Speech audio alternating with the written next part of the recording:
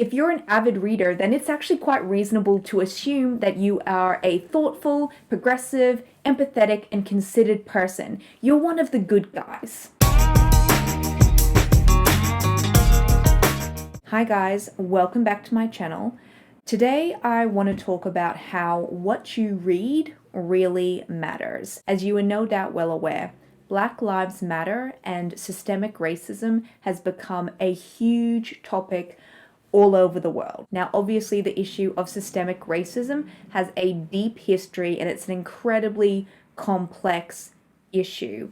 So for that reason, in this week's video, I'm going to be just addressing one tiny facet of that issue as I talk about how what you read really matters. There is a slew of information that is available online right now because people are so interested in this topic, and most people want to do better and they want to be more informed.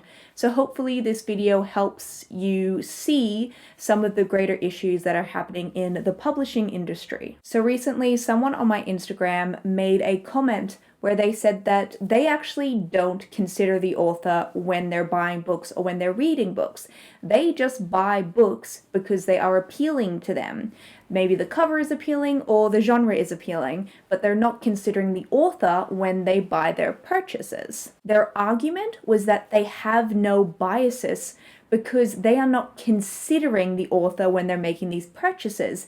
Therefore, they're not intentionally buying books by white authors. Now, I'm sure this person is a good person. I'm sure you're a good person. I know I'm a good person. But having good intentions is actually not enough.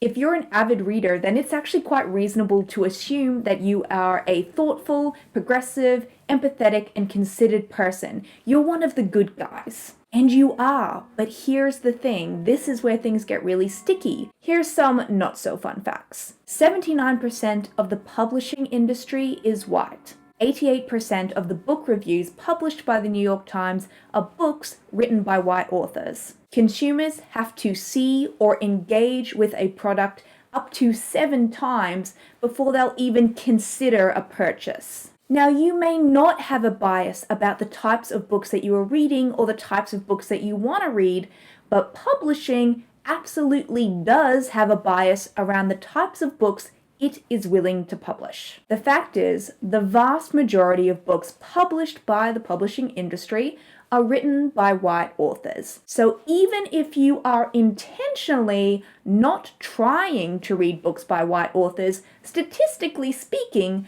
the majority of the books that you even see and interact and encounter in the world are just gonna be by white authors. Now, whether you actually want to admit this or not, we all have a natural biases towards the familiar. I mean, just think about it. In school, you're reading books by white authors. You then go on to university, and many of the texts you study there are quite potentially or quite likely by white authors.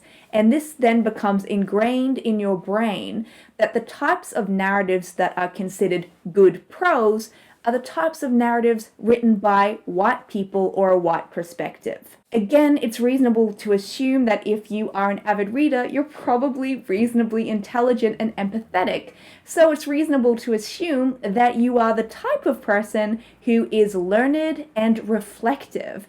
And for that reason, you would probably eventually realize, certainly at the moment, I know many of us are looking at our bookshelves, you would certainly realize that, hey, I'm actually reading all of these books about people that look like me and that were written by people that look like me. Now, hopefully in this case, that particular person would then start to diversify their reading and they would start to read texts by other authors who have had other experiences that are different from their own.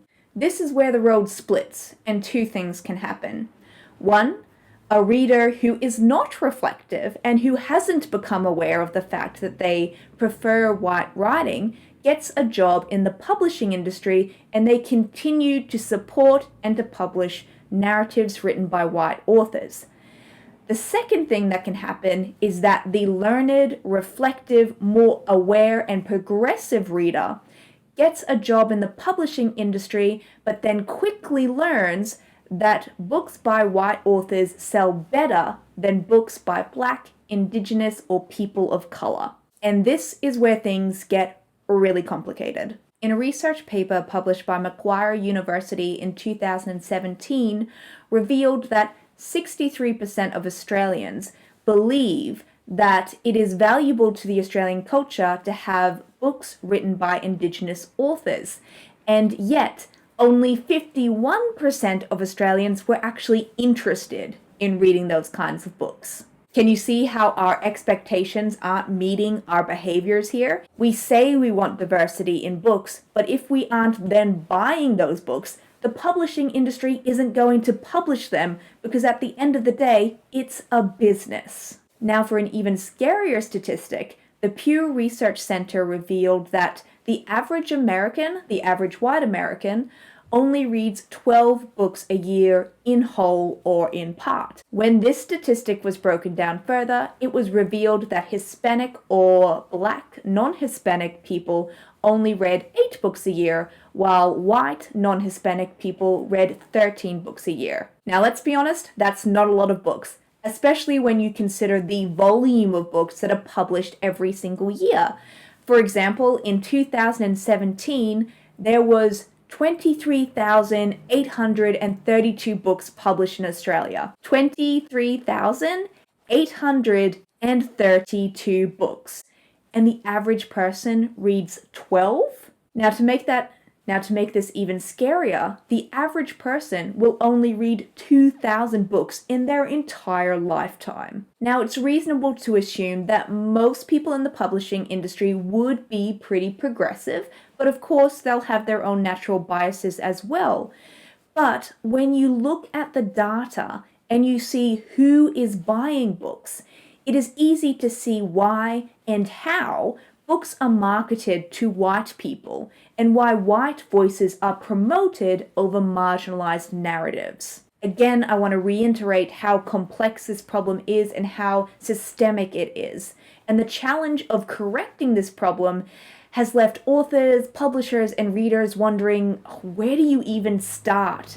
How do you even begin to fix such a massive problem? Now let's take a closer look, because there are actually a myriad of problems within this problem that need to be addressed. People in positions of power need to check their biases and to publish narratives by Black, Indigenous, or people of color. In addition, the industry itself needs to create more opportunities for Black, Indigenous, or people of color people so that publishing is able to diversify from the inside out. And then at the end of the line, us, readers, we need to consider who is actually writing the books that we are buying. We need to buy books by authors whose race, gender, religion, and sexuality differ from our own. Now, what makes this even more problematic is that all of these changes need to happen to an industry that is already in crisis. People may be reading more than ever, but they're not necessarily reading books. It's the sales of a few very high-profile authors that are actually keeping the entire industry afloat. I don't want to live in a world without books, and I don't want to live in a world with only one type of book. So now that we know what the problem is, how can we, as buyers and authors ourselves, begin to solve it? You can buy books by Indigenous, Black, or people of color authors. You can buy books by Black booksellers. You can include characters who aren't white in your fiction. Now, if you want a long read on this topic so that you can become even more informed about how this systemic racism exists in the publishing industry specifically, I've included a link to a fantastic article that is in the description box below. I've also included a list of Indigenous authors, a list of Black authors, and a list of Black booksellers in the description box below so that you can have a look at those resources and start making some purchases. Now, obviously, this is an incredibly complex issue, and it's difficult to unpack the nuance of it within a 10-minute YouTube video. But if you have any comments or any resources you'd like to share, please leave a comment below. I would really love to hear what it is you have to say. If you want even more writing advice, you can head to my website, taraeast.com. But I think that there are probably more important blogs and posts and opinions and essays and books that you could be reading right now. I hope you enjoyed this video. I hope it was useful and that it provided you with some facts that you haven't actually come across before. Thank you so much for watching. Stay safe, stay calm, read some really good books, and I'll see you again next week.